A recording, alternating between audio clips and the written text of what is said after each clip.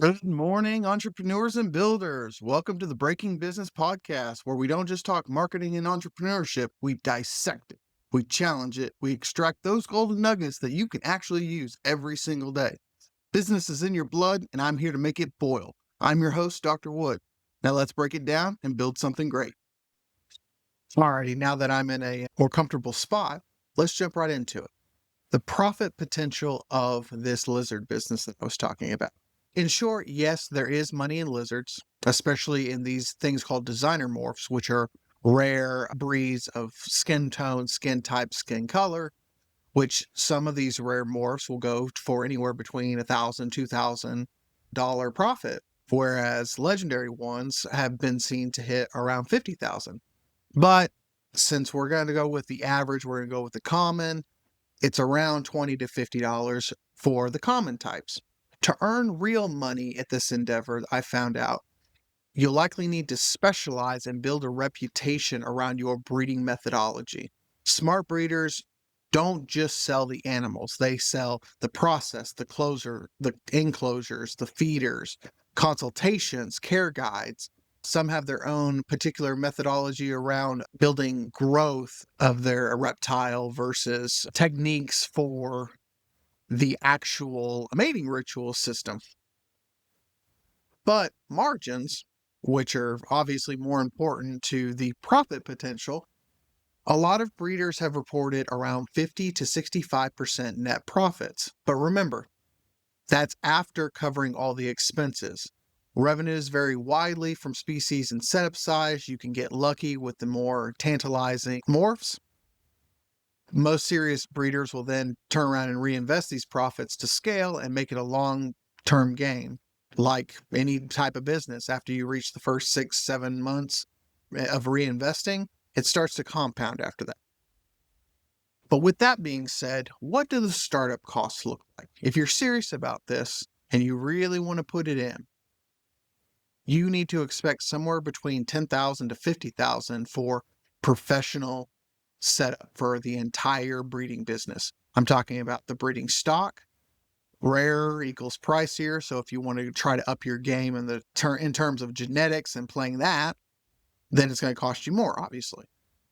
You also want to do enclosures, heating lamps, UVB lights, thermostats, and if you really want to get fancy with it, some sort of automation around any of these really. So heat lamps, there's automation for during the winter time. You want to have it a little bit higher than normal, under the summertime a little bit lower than normal, etc.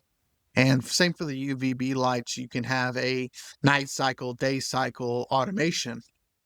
Then there's food, such as insects, supplements, calcium suppositories, and automations around feeding processes for this. The last thing is going to be your startup costs around business licensures, permits, and potentially a website or some type of storefront. Many breeders are going to start with a spare room in there. Either it's going to be in a garage or spare bedroom, even a little workshop in the back. But eventually you're going to need a custom shed or commercial system to mass produce. Think about the way that chickens are done in factories. Imagine that concept and bring that to lizard breeding. Costs like this is going to add up fast, especially if you want to be seen as a professional from day one or seen as somebody who knows what they're talking about to get the process started a lot faster. Let's move on to the legal challenges. I'm not going to get into absolute specifics around regulation, but I am going to touch on a little bit around what your kind of focal points are going to be. Because this isn't a casual side hustle, you're working with live animals. There is a level of moral, ethical, legal protection systems in place to make sure that you are properly giving each of the reptiles due diligence. And depending on where you live, which country you live in, you're going to have to start with the following.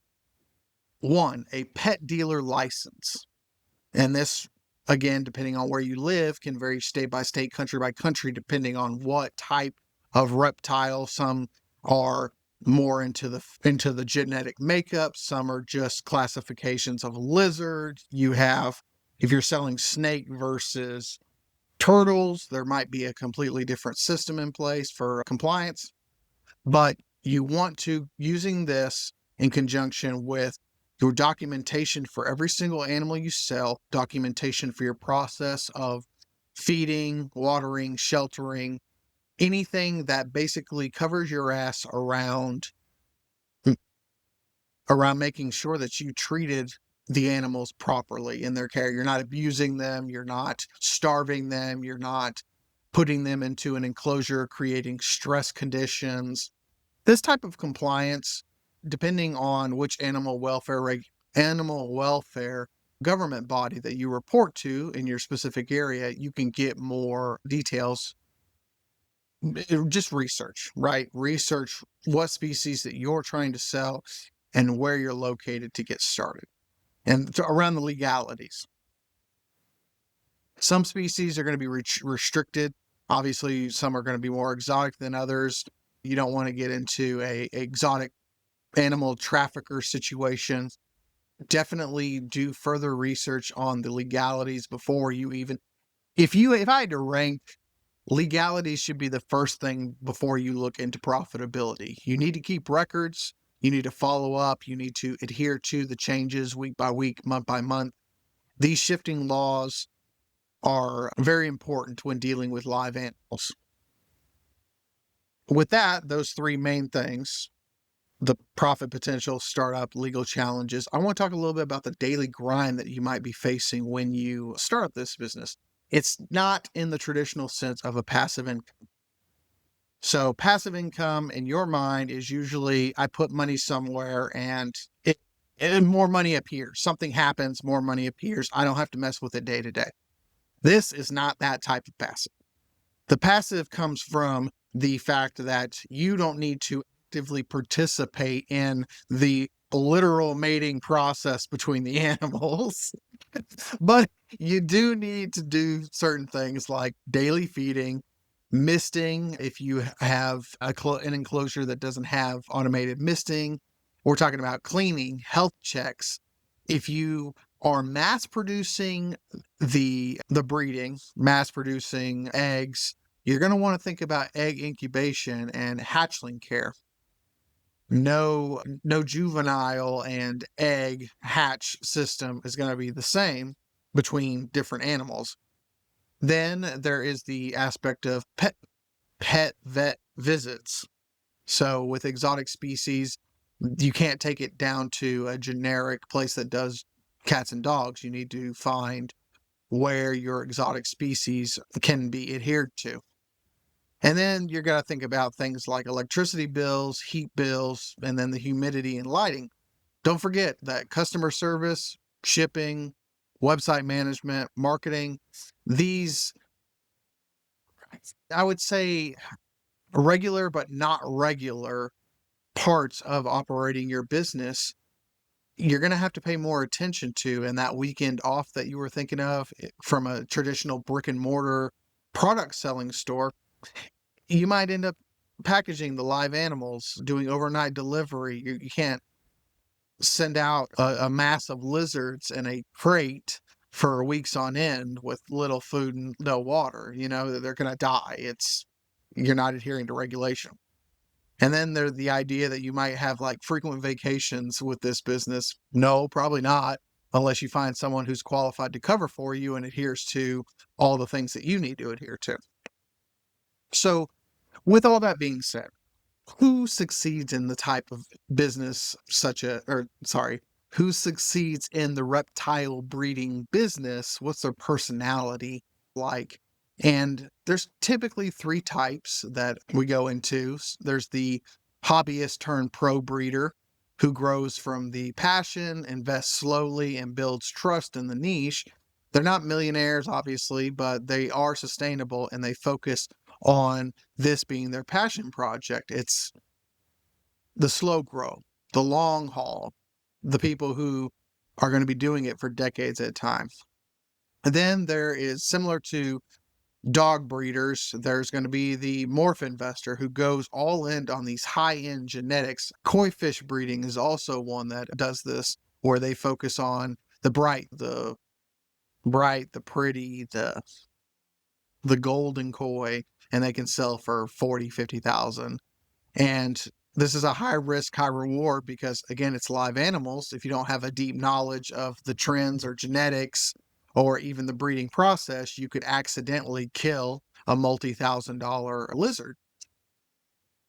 Then there's the final one, which I would say most of us belong into, which is called the overwhelmed newbie. We're the ones who underestimate cost, overproduce common species, and struggle to scale ethically, profitably, and just are flailing. Success stories emphasize that specialization, community trust, and long-term thinking are what matters in terms of reputation building, business building for live animal breeding. With that, I think that the verdict, the final takeaway that we should talk about is this a real business?